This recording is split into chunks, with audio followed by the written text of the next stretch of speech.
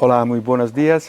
Bienvenidos en Economía Debate, en el periódico digital El Debate. Es un gran placer hoy tener conmigo a Gabriel Crespo, que es responsable de Orienta Wealth, de banca privada.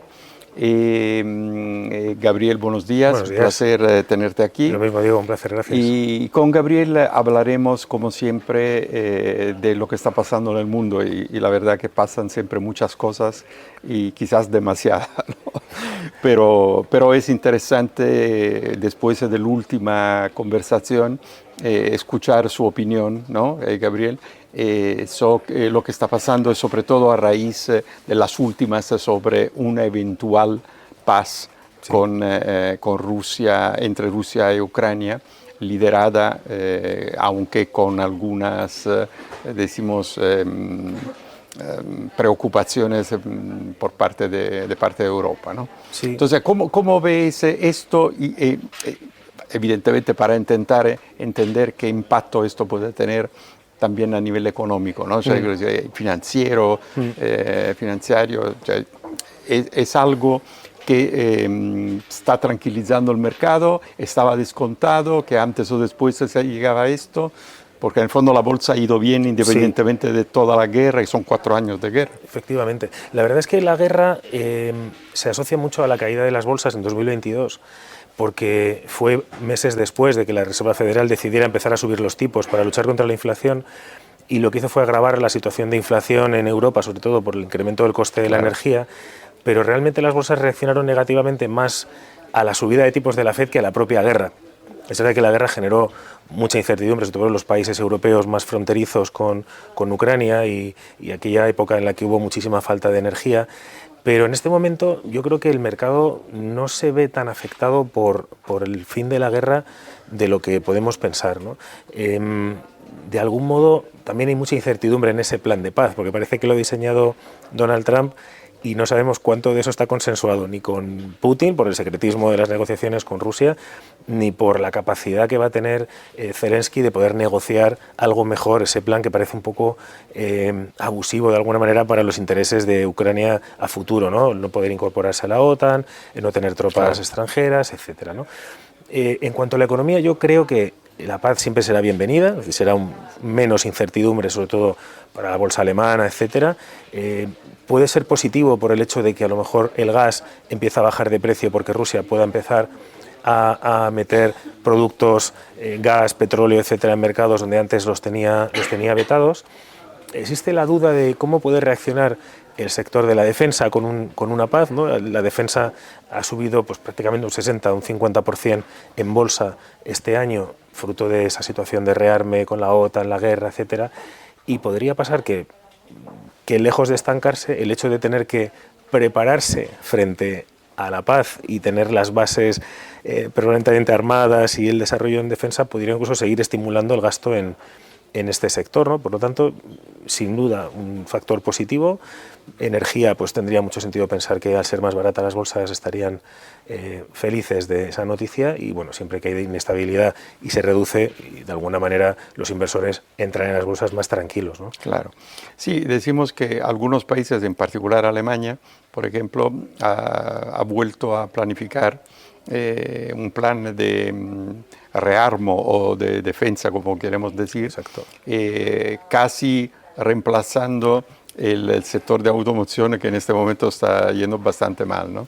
Claro, de alguna manera Alemania, por ser muy simple, con este incremento de deuda que ha aprobado, ahora tiene que ver en qué se lo gasta. Claro. ¿No? Y de alguna manera, teniendo en cuenta el tejido industrial alemán, tiene que ser en industria. O sea, la industria pesada, además. Exactamente. Y entiendo que incluso con cierta lógica, si empieza a trasladar inversiones hacia el sector del automóvil, probablemente parte de las inversiones van a ir a China, ¿no? Porque son grandes compradores de productos intermedios para la fabricación de automóviles chinos, ¿no? Por lo tanto, tiene que intentar afrontarlo por ahí, ¿no? Y de hecho es una de las grandes palancas de crecimiento en los próximos años puede ser el sector industrial, no solo el alemán, sino también el europeo, ¿no? Que podrá recibir esos ¿Cuál es fondos. tu opinión sobre el presidente de Estados Unidos? ¿En qué sentido? En el sentido que seguramente es una persona particular, ¿no? Bajo el punto de vista de su manera de de actuar, ¿no?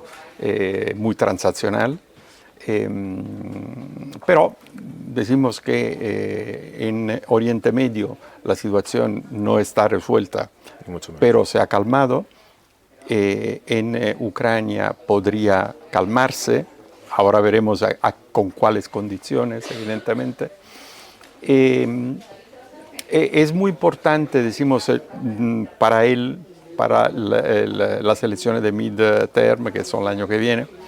Entonces, quiero decir, al punto de vista de la imagen, ha bajado un poco respecto a cuando estuve en la elección.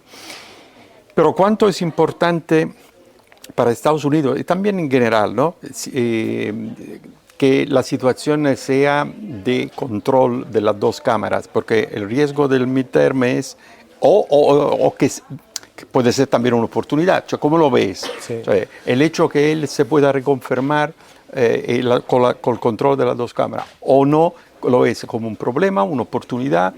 Bueno, en general, la inestabilidad en las cámaras nunca es positiva. Es decir, el tener un presidente de los Estados Unidos, sea quien sea, que tenga cierto problema para la aprobación de determinadas leyes, eso siempre es negativo porque genera, en general para todos, genera incertidumbre. Lo estamos viendo incluso en otros países, la incertidumbre que ha generado en Francia, la imposibilidad de aprobar leyes, o la que tenemos en España en este momento.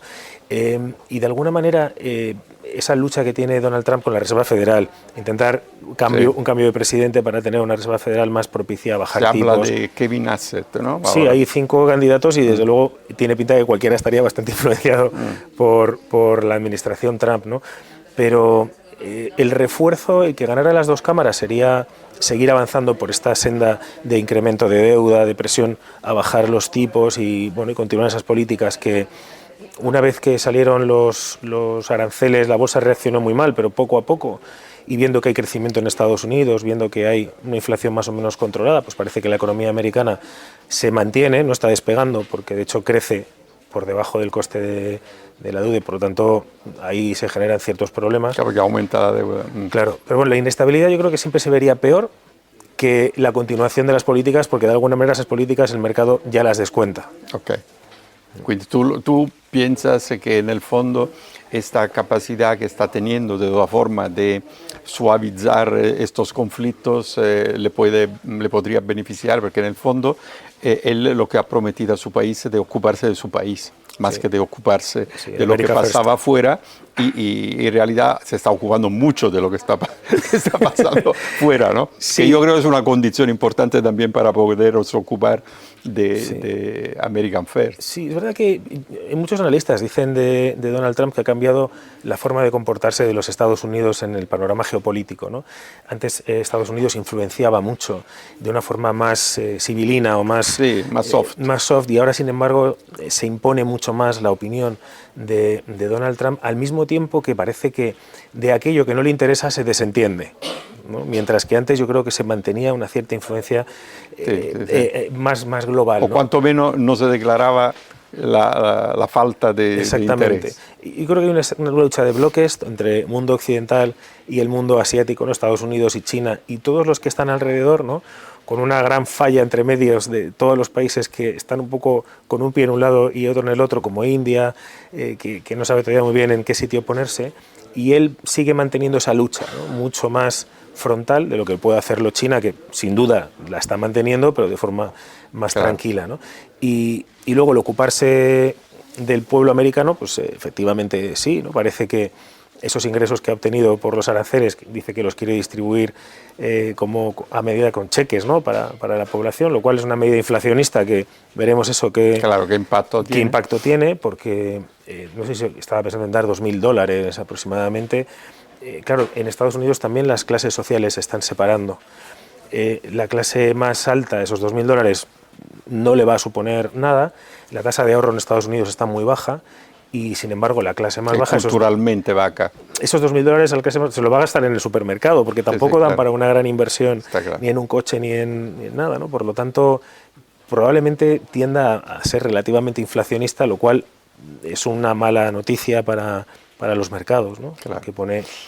hablando de tecnología, ¿no? Aparte lo de la bolsa esta incertidumbre que luego parece que se está suavizando cuando salieron los resultados de Nvidia, ¿no? Sobre el tema de inteligencia artificial y tal, sustancialmente ve el mundo dividido en dos partes, ¿no? Que son Estados Unidos, que tiene los unicornios más relevantes a nivel tecnológico, pero también China, que después del COVID ha avanzado muchísimo en tecnología, tanto que nosotros siempre hemos pensado a China como un país que copiaba desde los demás y ahora ya empieza a tener innovación propia, ¿no? Eso es un cambio relevante, lo hemos visto con DeepSeek a la época y tal, ¿no? Entonces, y en este panorama de competición abierta entre, porque Estados Unidos reconoce China como un competidor. Por esto decimos, esto lo ha declarado Biden, pero lo ha declarado también Trump, ¿no? De la otra está Europa en el medio, ¿no? Entonces, bajo el punto de vista siempre financiero, económico, ¿cómo ves tú Europa en consideración del hecho que se ha concentrado en estos últimos años mucho más en el regular que no en ¿cómo decir?, innovar, emprender y crear las condiciones para competir en este territorio que seguramente lo de la tecnología es fundamental? Yo, por ejemplo, sostengo que en un mundo siempre más tecnológico donde el consumo de energía ha aumentado en una manera abismal, el control de los recursos naturales son fundamentales. No solo hablo de el petróleo, el gas, lo que sea, también las tierras raras, ¿no? Europa en este momento no tiene nada de todo eso. No tienen empresas, ni recursos, ni nada, ¿no? Entonces, ¿cómo veis esto en perspectiva? Considerando que todo, digamos, no obstante toda esta situación, Europa sigue creciendo. No mucho, pero sigue creciendo.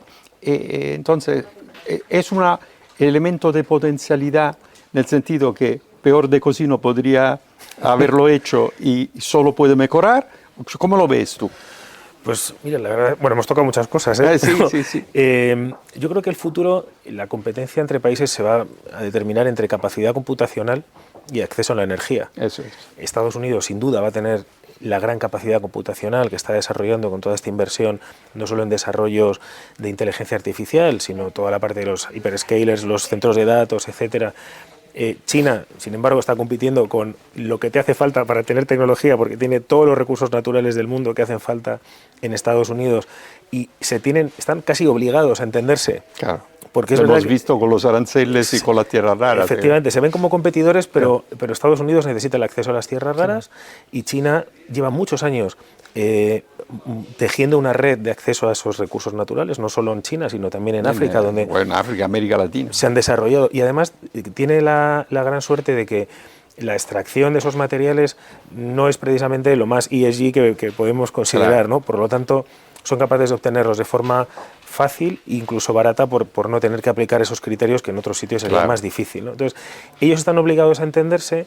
Europa, efectivamente, es la gran crítica, se ha especializado en la regulación, ¿no? Y además es una regulación que se ve influenciada por todos los miembros de la Unión Europea. Y a veces, no quiero ser primero de la bandera de la regulación, pero es necesaria una regulación y cuanto más crece la inteligencia artificial, más importante va a ser.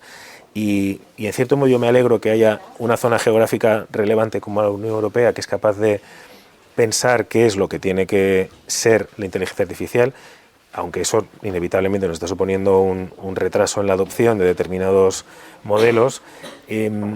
Y luego tenemos grandes compañías que son capaces de aplicar la inteligencia artificial, ¿no? También ahí Europa tendrá que ser capaz de aplicar en sus procesos productivos en cada sector ese liderazgo en la aplicación, ¿no? Pero sin duda no vamos a ser los primeros ni en el acceso a la energía, lo cual es bastante preocupante, ni en el acceso a las materias primas para producir tecnología, y seremos siempre compradores de todo lo que se produce, ¿no? Claro. Compraremos tecnología a Estados Unidos, compraremos materias primas a China y de alguna manera sufriremos esa lucha que tienen entre los dos. No, sobre todo impacta esto el coste de la energía, y cuando el coste de la energía no es barato y además existen planes a años, porque ya se vuelve a hablar de nuclear, pero se necesitan años, ¿no? Entonces, si tú no eres competitivo desde el punto de vista del coste de energía, tienes un problema, ¿no? Es que nos podemos encontrar con que creo que las predicciones son que el 40% del consumo energético en Estados Unidos en los próximos años van a ser centros de datos. Claro. Luego es verdad que el tiempo suele poner las cosas en otro claro, lugar, claro. ¿no? Además se abarata también el uso, se disminuye el uso de la energía, se abarata... Y se eficienta. Se eficienta. Hablaba esta semana con un productor de energía solar y hidroeléctrica y me decía, bueno, todo esto está muy bien, pero es verdad que vivimos en un país que hay veces que el kilovatio vale 80 y veces que vale 0. Claro.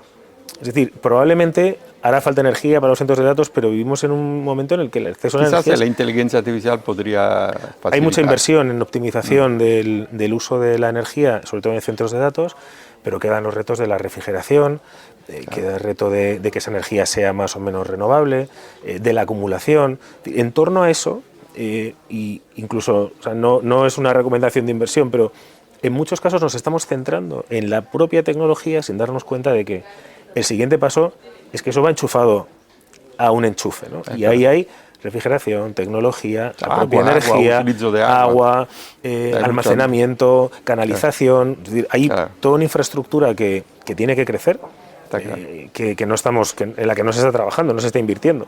Claro. Infatti eso el panorama es complejo, ¿no? Es complejo y han cambiado los parámetros porque además la tecnología es irrefrenable, o sea, que no lo puedes parar.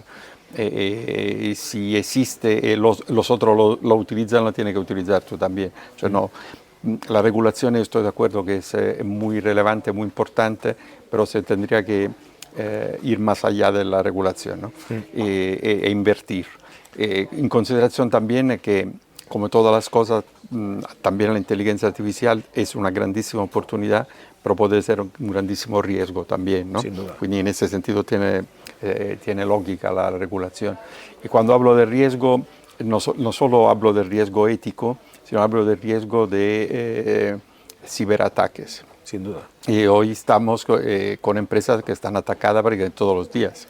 La inteligencia artificial es muy potente en buenas manos. Exacto, pero muy potente también. Todavía más potente en malas manos. El uso de los datos, el cibercrimen, la computación cuántica cuando llegará, es capaz de desbloquear determinados cálculos criptográficos que en este momento parece imposible y podría y en malas manos cada vez va a evolucionar más. Es verdad que tendremos también la inteligencia artificial de nuestro lado para detectar fraudes, pero yo creo que llevamos ya varios años en general, desde un punto de vista social, poniendo en duda más cosas, por si acaso no sea que es inteligencia artificial. Yo todavía me sigo creyendo algún vídeo de Instagram que mi hija me dice, pero hombre, papá, que esto no es, que esto es inteligencia artificial, ¿no? Sí, porque algunas cosas parecen de verdad y luego son fake. Y luego son fake.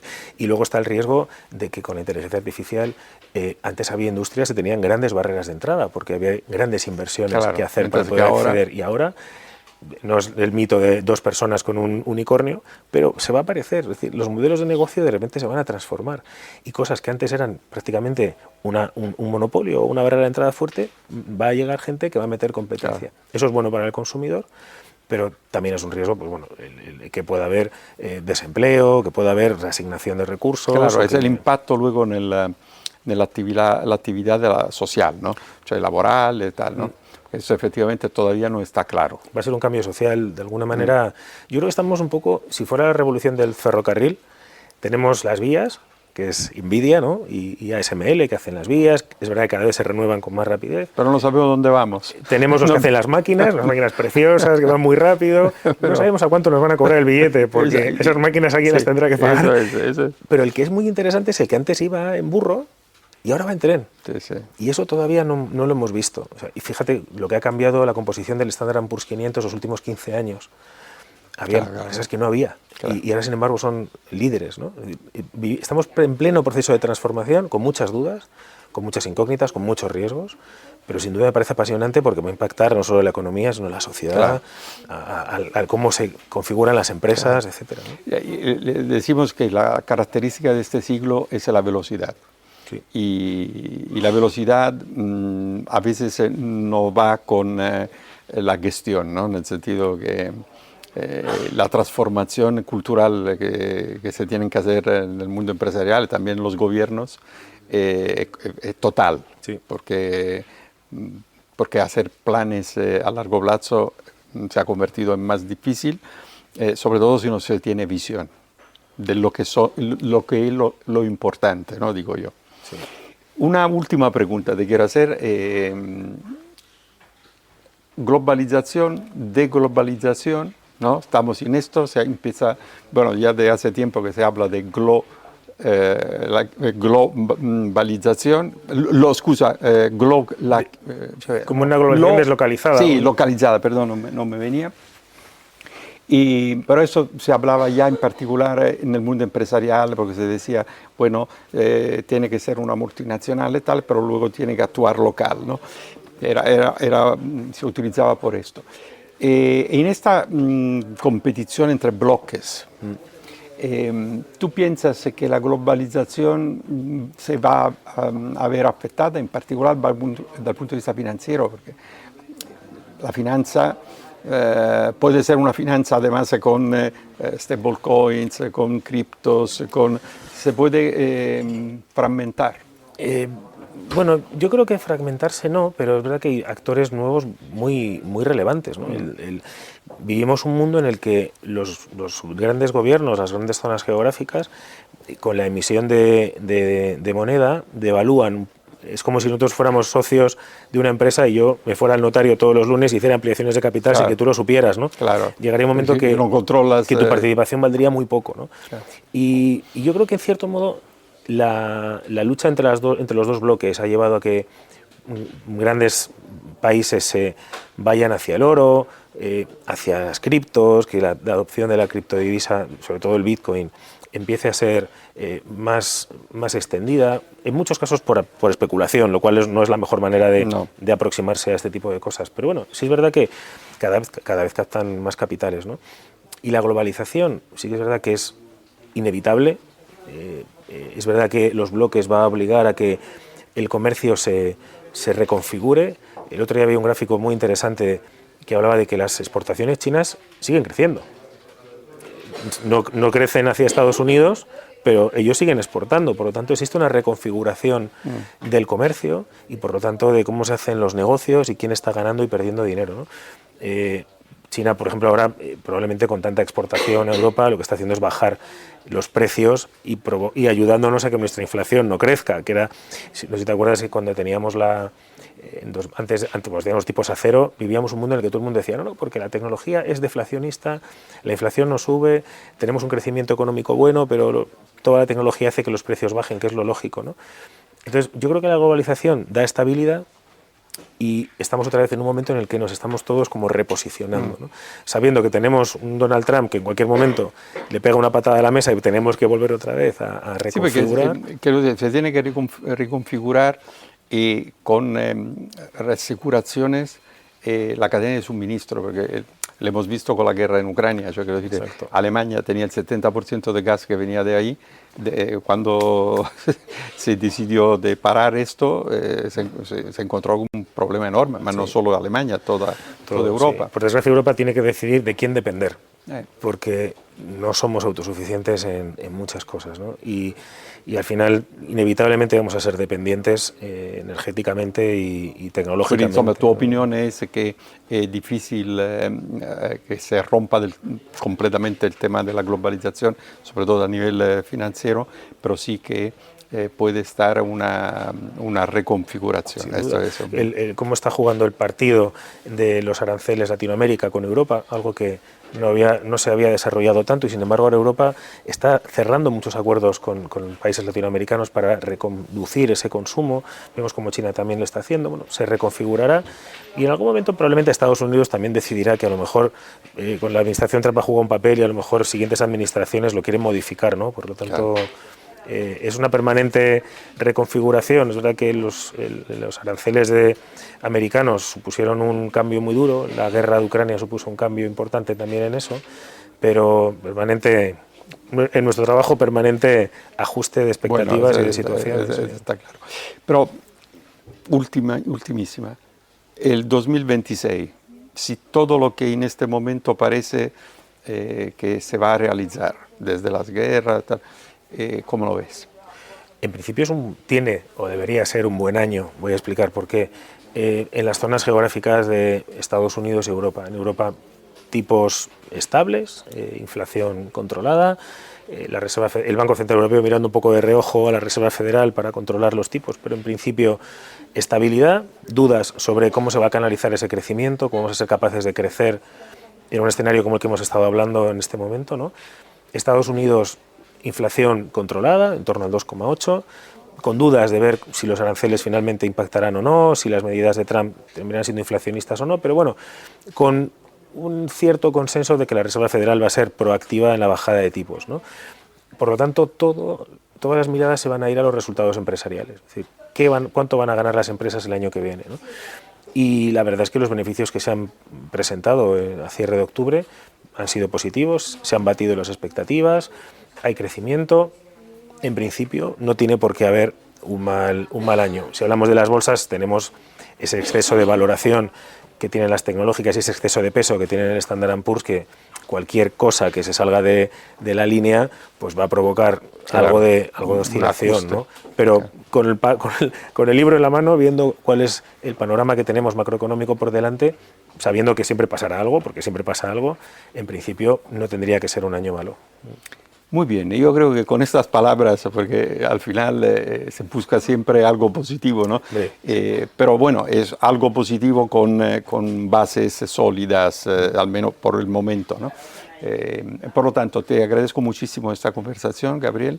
Yo también. Y nada, nosotros nos veremos a este punto, yo diría, o a final de diciembre o el año que viene, y vamos a ver si efectivamente esta positividad que tenemos hacia el 2026 sea realmente real, ¿no? Digo, se realice en la sustancia.